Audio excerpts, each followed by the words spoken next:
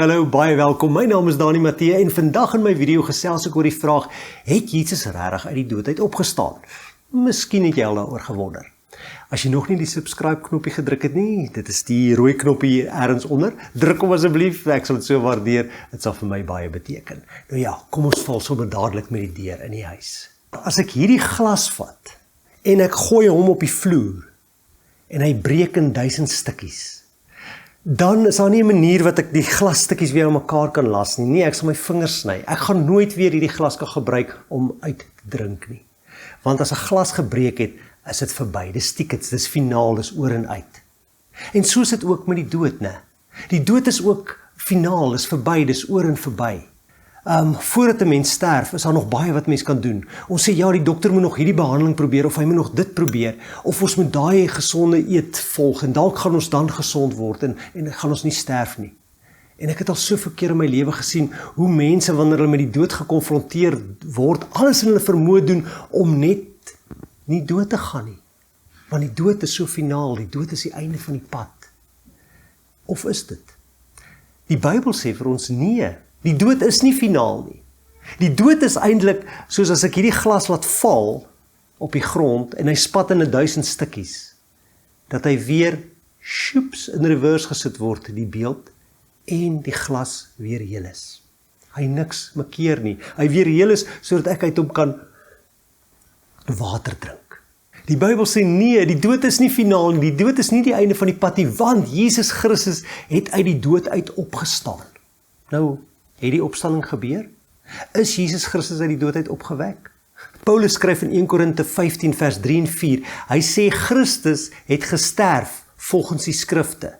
En dan sê hy, op die derde dag het hy uit die dood uit opgestaan volgens die skrifte. Wat beteken daai skrifte? Dit is nie die Bybel soos ons hom vandag het nie, dit is die profete, die geskrifte van die profete. Hulle het voorspel, Jesus Christus gaan sterf en hy gaan uit die dood uit opstaan. En so 'n bietjie verder in daai selfde hoofstuk 15, dan skryf Paulus, hy sê die hele Christelike geloof hang van die opstanding af. Hy sê, as Christus nie uit die dood uit opgestaan het nie, is julle geloof sonder inhoud. Net so 'n bietjie verder, in vers 17 sê hy, as Christus nie opgestaan het uit die dood nie, dan is julle geloof waardeloos, dan is ons nog vasgevang in ons sonde. In vers 19 sê hy, as ons net vir hierdie lewe ons hoop op Christus vestig, is ons die bejammerenswaardigste van alle mense. Paulus sê, die Bybel sê vir ons, Jesus Christus het uit die dood uit opgestaan. Iemand het dit een keer baie goed gestel. Hy het gesê, as Christus nie uit die dood uit opgewek is nie, is die Christelike geloof, al die mense wat deur die eeue in Christus geglo het, se geloof totaal en al waardeloos. Dan is dit soos 'n kaartehuis en dit gaan in mekaar tuimel. Want die Christelike geloof hang af van Jesus Christus se opstanding.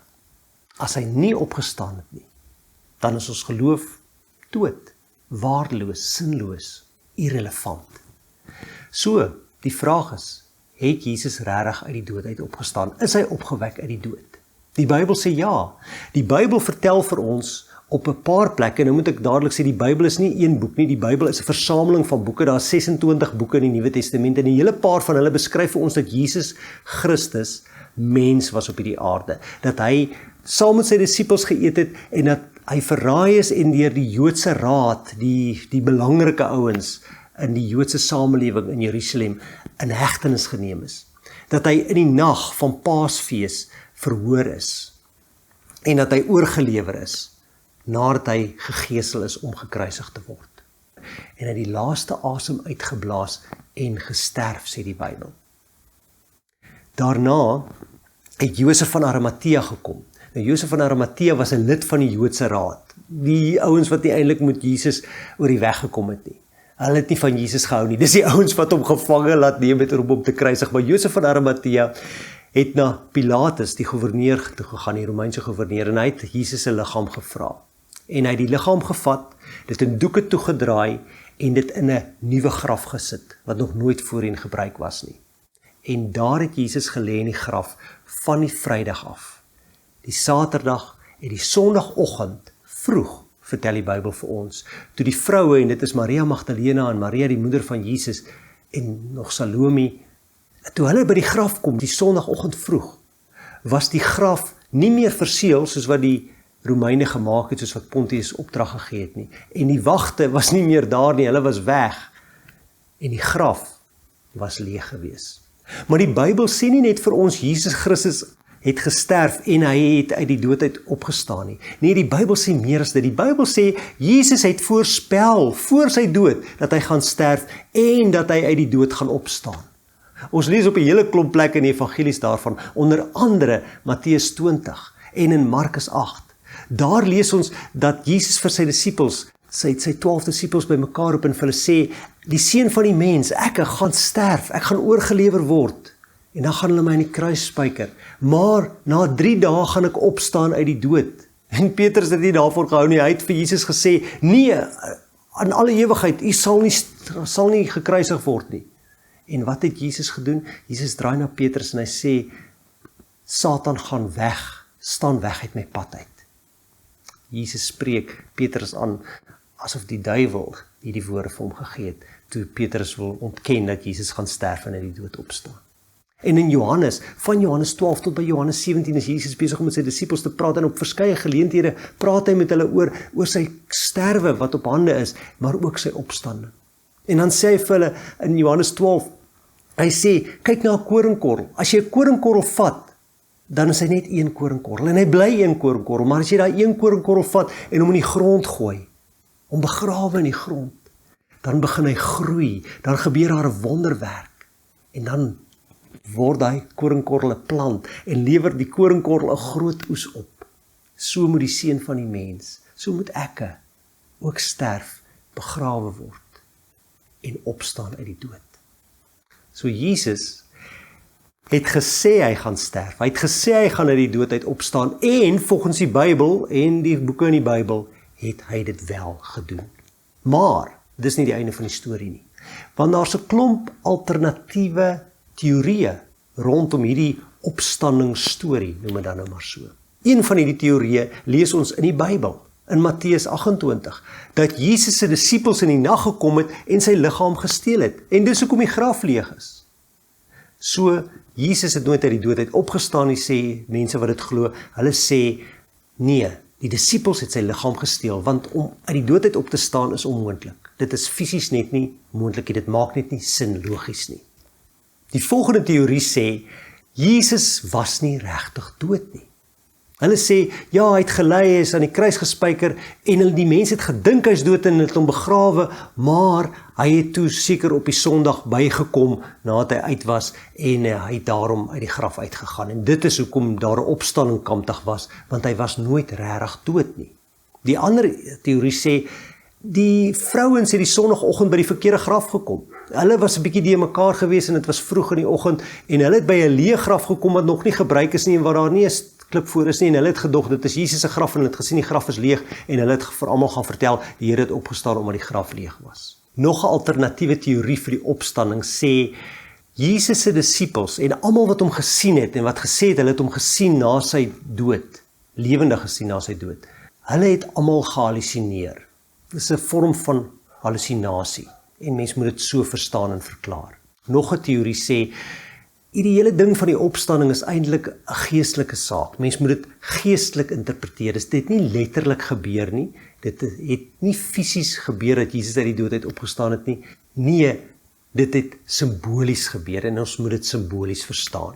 So, wat is nou die waarheid? Hierdie alternatiewe teorieë wat sê Jesus het nie regtig fisies uit die dood uit opgestaan nie, of die Bybel en 'n klomp van die getuienis daar rondom wat sê Jesus het uit die dood uit opgestaan. Jesus lewe. Hy is nie meer dood nie, hy is nie meer in die graf nie. Wat is die waarheid? Kom ons probeer by die waarheid uitkom deur na 'n paar feite te kyk. Die heel eerste feit is, Jesus Christus het gesterf. Daar's eintlik geen iemand wat kan sê hy het nie gesterf nie. Dit staan soos 'n paal bo water, want niemand het nog ooit in die geskiedenis 'n Romeinse kruisiging oorleef nie. Die Romeine het geweet hoe om iemand dood te maak aan die kruis. Die Journal for the American Medical Association, wat hulle gedoen het, hulle het gaan kyk na alles wat met Jesus gebeur het. En toe het hulle gesê, daar is nie 'n ander uitweg nie. Die enigste konklusie is, as dit met 'n mens gebeur wat met Jesus gebeur het, dan sal hy sterf, dan het hy gesterf. Hulle het by daardie konklusie uitgekom. Natuurlik is daar ook in die Bybel bronne wat sê, ja, die soldaat het 'n spies in Jesus se sy gesteek, dat bloed en water uitgeloop, wat 'n teken was dat Jesus dood was. Om die waarheid te sê, Marcus Borg, die historikus, het gesê, it's the most certain event in history. The fact that Jesus died is the most certain event in history. Daar is eintlik geen vraag daaroor nie. Jesus het gesterf. Onthou, Jesus is met grafdoeke toegedraai. Hy is soos 'n mummie vasgedraai gewees. En as hy nog geleef het, sou hy definitief versmoor het, want hulle het sy kop ook toegedraai.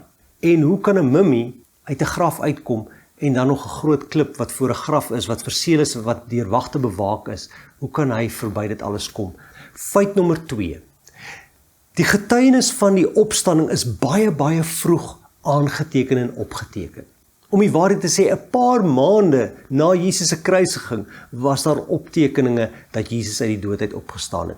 En een van die vroegste belydenisse van die vroeë Christene was Christos aneste, alethos aneste. Ja, wanneer Christene mekaar op straat raakgeloop het die een vir die ander een gesê, die Here het opgestaan, en dan was die antwoord van die ander een af, ja, hy het waarlik opgestaan.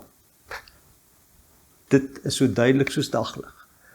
Die getuienis, die belydenisse oor die opstanding is baie vroeg gemaak, nie eers baie jare later na Jesus se kruisiging nie. Nog 'n feit is dat die graf wel leeg was. Die skrifgeleerdes en die Joodse raad wat Jesus laat gevange neem het en wat hom wou laat kruisig het, hulle het dit erken. Hulle lees ons het gesê, die graf is leeg, en hulle verklaring daarvoor was, die disippels het in die nag gekom, hulle het seker die Romeinse wag oorval en hulle het die liggaam gevat. Want dit was hulle verklaring vir die graf wat leeg was. Die graf wat leeg was, was daar vir almal om te sien. Niemand kon daaroor twyfel nie. En niemand het eintlik daaroor getwyfel nie. Want hulle kon dit met hulle eie oë sien, daar's niemand in die graf waarin Jesus begrawe is nie. Die 4de feit oor die opstanding is, daar was geweldig baie ooggetuies.